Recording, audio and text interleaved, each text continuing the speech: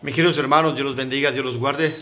Vamos a preparar nuestro corazón en este día de sábado para que la palabra de Dios llene nuestro corazón.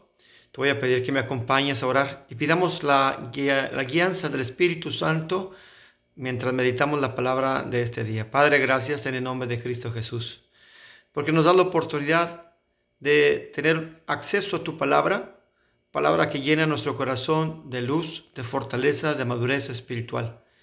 Te rogamos nos des la capacidad espiritual para discernir el mensaje, llevarlo a nuestro corazón y ponerlo en práctica. No solamente ponerlo en práctica y entenderlo, sino también compartirlo con alguien más y dar testimonio de que tu palabra vive en nosotros y que por ella nos movemos y vivimos. Gracias, Señor, por darnos esta oportunidad. Nuestra gratitud y nuestra petición es en el nombre de nuestro Señor Jesucristo. Amén. Bien, hermano, prepara tu corazón. Voy a pedirte que abras tu escritura, por favor, en el Antiguo Testamento, Segunda de Reyes, capítulo 14. Segunda de Reyes, capítulo 14. Vamos a ver la historia de un hombre que nos va a ilustrar que debemos ser cuidadosos y prudentes como en nuestra vida como hijos de Dios. Es verdad que como hijos de Dios contamos con muchas bendiciones. De hecho, todas las bendiciones están de parte nuestra. Dios ha perdonado nuestros pecados, los que hemos entregado nuestra vida al Señor, los que hemos aceptado a Jesucristo como Salvador y Señor de nuestras vidas. Nuestros pecados han sido perdonados, nuestros nombres están escritos en el libro de la vida.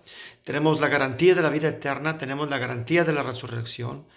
Y todo eso nos hace personas que viven y que vivimos en victoria. Sin embargo, hay muchos cristianos que viven, a pesar de ser cristianos y a pesar de tener a Dios de su lado, a pesar de que tienen acceso a la palabra de Dios, a pesar de que se pueden reunir en una iglesia, muchos cristianos lamentablemente viven de una manera que deja mucho que desear. Su vida no representa una vida espiritual. No hay victoria contra el pecado, no hay victoria contra el pecado, contra la tentación. Y viven de una manera que en realidad no hace contraste. No hay diferencia entre la vida de un pagano y la vida de estos cristianos. Y todo eso tal vez tiene mucho que ver con el descuido personal de las cosas y tesoros espirituales que Dios ha puesto en nosotros. Entonces, el ejemplo que vamos a ver hoy de Amasías, rey de Judá, quiero traer a tu consideración en esta tarde para darnos cuenta que hay un riesgo muy alto para cualquier hijo de Dios que descuidamos nuestra vida espiritual, descuidamos nuestros tesoros que Dios nos ha entregado, descuidamos nuestra relación con Dios y nos entrometemos en actividades, en pensamientos, en acciones y en lugares que no convienen. Nos involucramos con pecado, nos involucramos con situaciones pecaminosas, nos involucramos con placeres del mundo que quizá no sean tan malos, pero que con el tiempo producen un daño espiritual mayor. Así que quiero pedirte me acompañes y aprendamos juntos en el capítulo 14 del segundo libro de Reyes, capítulo 14, donde se va a registrar la vida de este rey joven de 25 años, empezó a reinar. Su nombre es Amasías, rey de Judá. Acuérdate que el reino está dividido en dos partes, el reino de Judá y el reino de Israel y al norte. Y entonces siempre hubo dos reyes al mismo tiempo, uno en Judá y otro en Israel. El que vamos a ver en esta tarde es Amasías, rey de Judá. Versículo primero del capítulo 14:1 de Segundo de Reyes. En el año segundo de Joás, hijo de Joacás, rey de Israel, Joás estaba reinando en Israel. En su segundo año comenzó a reinar Amasías, que es el personaje que vamos a estudiar. Amasías, hijo de Joás, rey de Judá. Y cuando comenzó a reinar era de 25 años y 29 años reinó en Jerusalén. El nombre de su madre fue Jodán de Jerusalén. Y él hizo lo recto. Pon atención, hizo lo recto ante los ojos de Jehová, aunque no como David su padre. Hizo conforme a todas las cosas que había hecho Joás su padre. Con todo eso, los lugares altos, los lugares de idolatría, no fueron quitados porque el pueblo aún sacrificaba y quemaba incienso en esos lugares altos. Amasías, rey de Judá, del linaje de David, llega a ser rey de Judá a la edad de 25 años. Es un hombre bastante joven.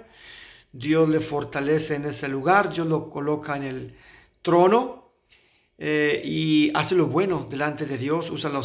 Sigue los mismos pasos de Joás, su padre, y David, su padre, aunque no del todo, porque todavía se conservaban algunos lugares donde el pueblo ofrecía holocaustos a ídolos paganos. Y eso llama mucho la atención. Un hijo de Dios, no debemos permitir que en ningún sector de nuestra vida haya afectos más grandes que Dios. Que no sea amor al dinero, amor al trabajo, amor a la fama, amor a la reputación. Que no sea amor a las posesiones, económicas. Que no sea a la imagen personal. Todo eso es idolatría y hace daño en la vida espiritual. Y Amasías, aunque amaba a Dios y trataba de hacer las cosas de manera recta delante de los ojos del Señor, había algo que había descuidado, y ese descuido era los lugares altos en donde había sacrificio a dioses paganos.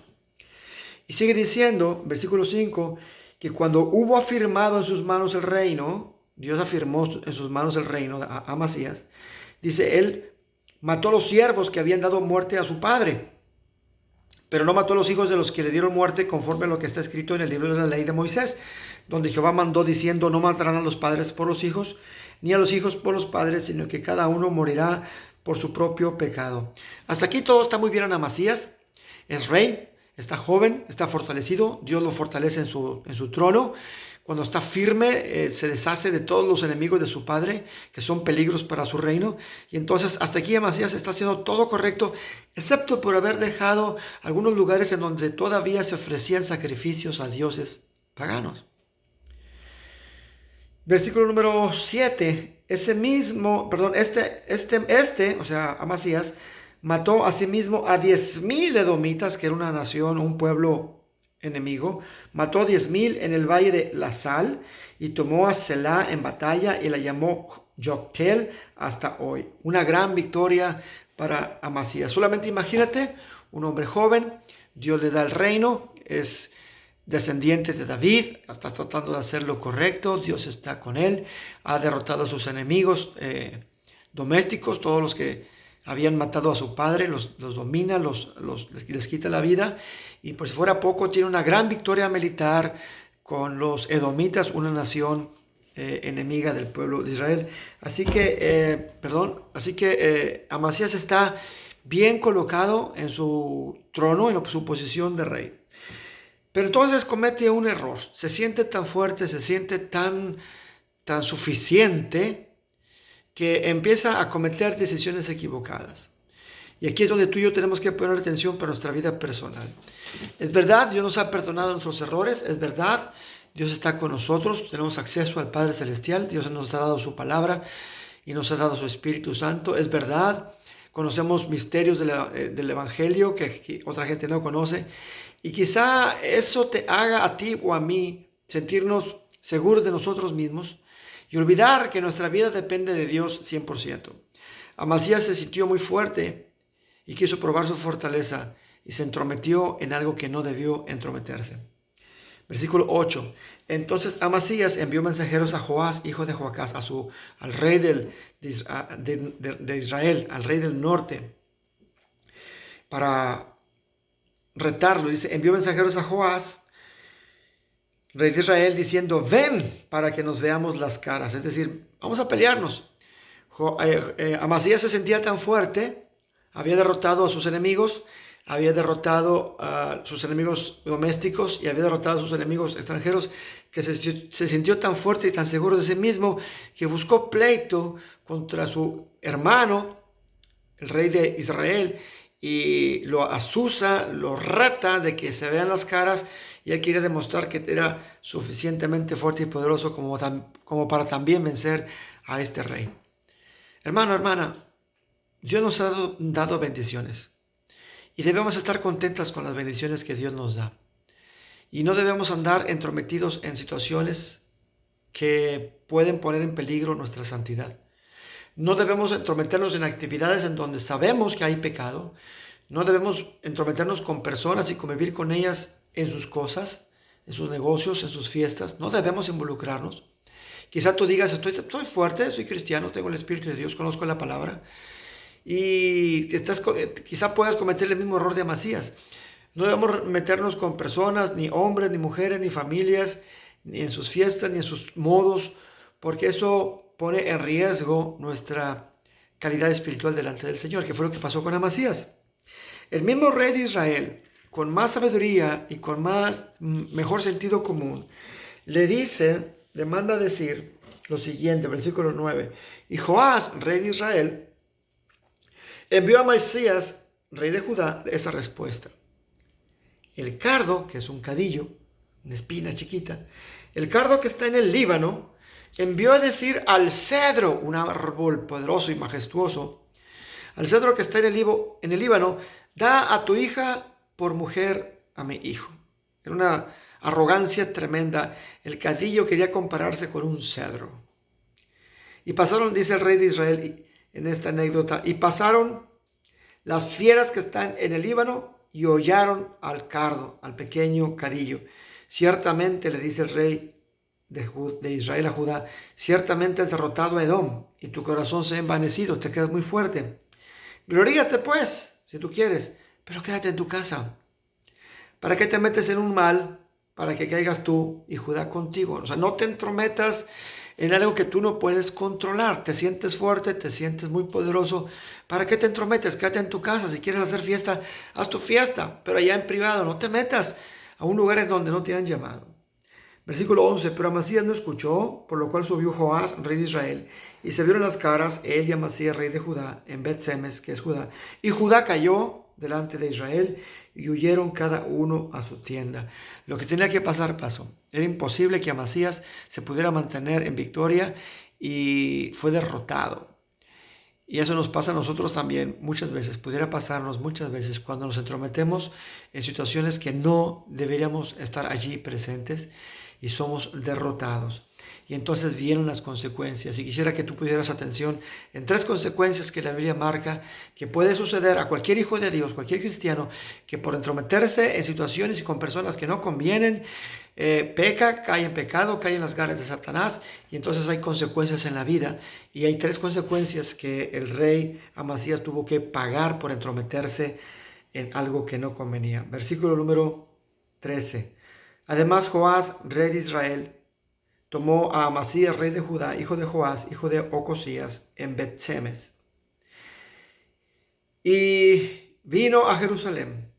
Y aquí están las consecuencias. Rompió el muro de Jerusalén desde la puerta de Efraín hasta la puerta de la esquina, 400 codos. Y tomó todo el oro y toda la plata y todos los utensilios que fueron hallados en la casa de Jehová y en los tesoros de la casa del rey. Y a los hijos tomó como rehenes y volvió a Samaria, su lugar. Si te diste cuenta, son 3 consecuencias graves que el rey Amasías tuvo que pagar. Número 1, el muro fue destruido. Número 2, los tesoros fueron saqueados. Y número 3, fueron tomados personas como rehenes.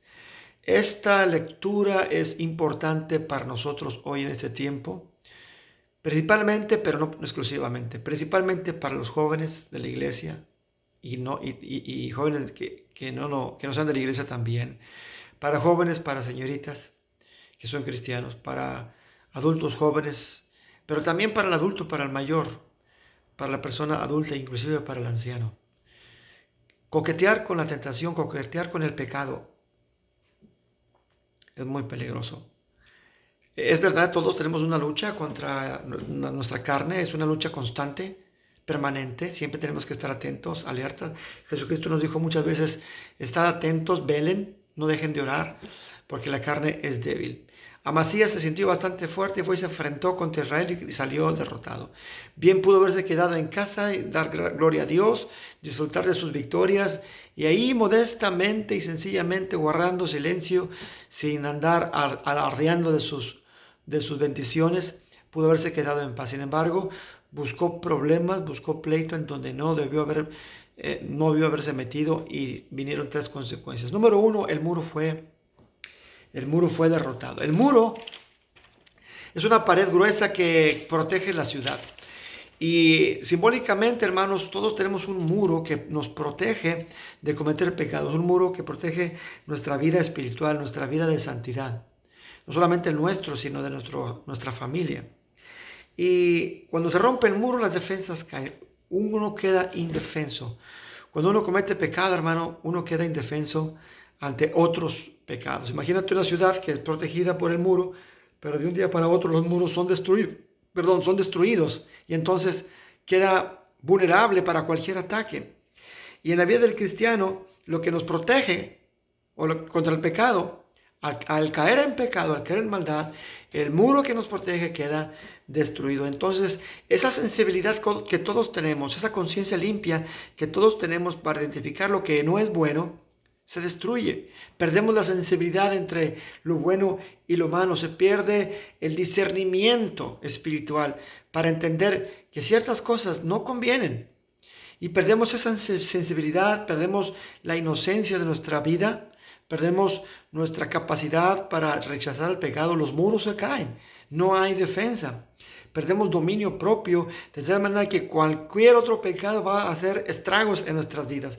Quizá el primer pecado que cometimos no fue tan grave, pero eso nos lleva a situaciones todavía más graves. Una simple mentira, que es digámoslo así, un pecado sencillo, pequeño, en realidad se convierte como una bola de nieve que va creciendo hasta que se vuelve insoportable la situación. Los muros caen y entonces quedamos sin defensas. Todo por no tener cuidado y todo por andar haciendo alarde de nuestra vida y creer que somos capaces de meternos en situaciones o juntarnos con personas que a final de cuentas nos van a dañar.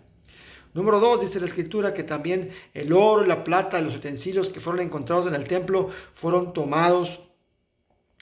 robados por el rey vencedor, el rey de Israel, y Amasías quedó sin ningún tesoro. Hermano, Dios nos ha dado muchos tesoros espirituales en la casa, en la familia, en el matrimonio, con los hijos, en el trabajo, en la salud. Tesoros que son espirituales también, sus promesas, el gozo, la paz interior, la salud espiritual, la buena reputación delante de los hermanos, el buen testimonio. Todos esos tesoros son tomados por el enemigo. Y entonces perdemos nuestros tesoros, la paz interior, la alegría de nuestro matrimonio, nuestra sana relación con Dios, nuestra alegría de orar a Dios el Padre, la alegría de juntarnos con los hermanos en la iglesia. Todos esos tesoros que Dios puede entregarnos son tomados como despojo por parte del enemigo. Recuerda que el enemigo solamente viene a robar, a matar y a destruir, y nos roba la alegría, la paz, la tranquilidad, la inocencia. Nuestros tesoros son saqueados por parte del enemigo cuando nos entrometemos en situaciones que no convienen con personas que sabemos que no son de Dios y participamos en ellos. En lugar de traer a estas personas hacia Dios, ellos nos llevan hacia el pecado. Y número 3, más triste, dice que los hijos fueron tomados como rehenes. Los hijos fueron tomados como rehenes. Qué cosa tan terrible que nuestra familia sea destruida y por el pecado de uno sufran otros las consecuencias del pecado, del papá, de la mamá, del hijo mayor, de un hijo menor. Satanás viene y roba la paz, y entonces queda un vacío en el corazón. Y luego el amor que tú tenías por ciertos hermanos se pierde para siempre. El respeto, la honorabilidad, la visión que tenías por un hermano por culpa del pecado es tomado como rehén y es capturado y se queda de manera irreparable en esa situación. Irreparable al menos de este lado de la gloria.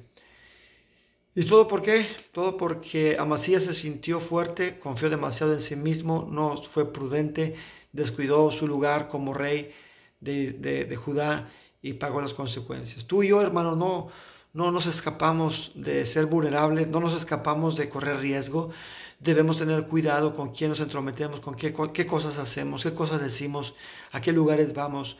es importante tener cuidado, discernimiento, ser prudentes y no sentirnos demasiado fuertes, que porque puedes tomar tantita alcohol, o porque puedes fumar tantita droga o tantita marihuana o cualquier una pastilla y al cabo nomás es para dormir, dicen algunos, y se empieza a entrometer con personas que no debiéramos entrometernos, sabiendo que son gente que ama el pecado, que peca libremente con todo libertinaje, que son disolutos en su vida, en su manera de vivir.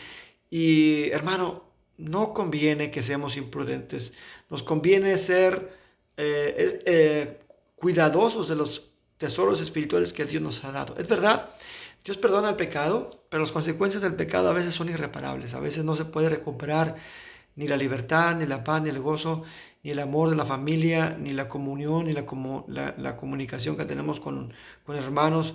Y a veces nuestra misma relación con Dios se ve tan afectada por culpa del pecado que nuestra vida se vuelve triste, se vuelve opaca, se vuelve apagada, sin luz, sin brillo, sin gozo, sin paz. Hermano, el mensaje es, seamos cuidadosos. Dios nos ha dado promesas, cuida tus promesas. Dios nos ha dado bendiciones, cuida tus bendiciones. Sigamos caminando por el camino de la santidad, sigamos caminando por el camino de la justicia de Dios. Hagamos un lado todo afecto que tengamos por ahí que pone en primer lugar antes que a Dios, sea lo que sea, el deporte, el amor a la televisión, el amor al dinero, el amor a la apariencia física, el amor a la reputación personal.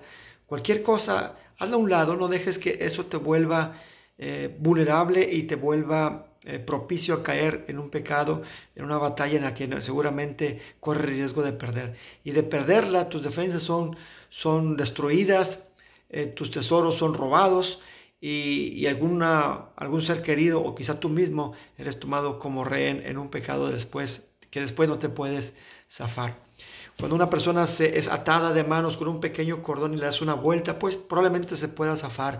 Pero ese mismo cordón, si le das una vuelta, dos vueltas, tres vueltas, y entre más vueltas le des a ese pecado, menos capaz vas a ser de poder liberarte. El pecado se va haciendo poderoso y fuerte hasta que destruye tus defensas, toma tus tesoros y te toma como rehén. Seamos cuidadosos, seamos prudentes. No dejes que la duda, no dejes que el temor, no dejes que la tristeza llene tu corazón.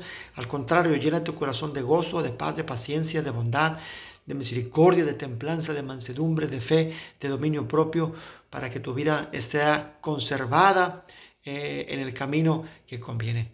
Dios te bendiga, hermano. Esta palabra es para ti y el Señor está con nosotros.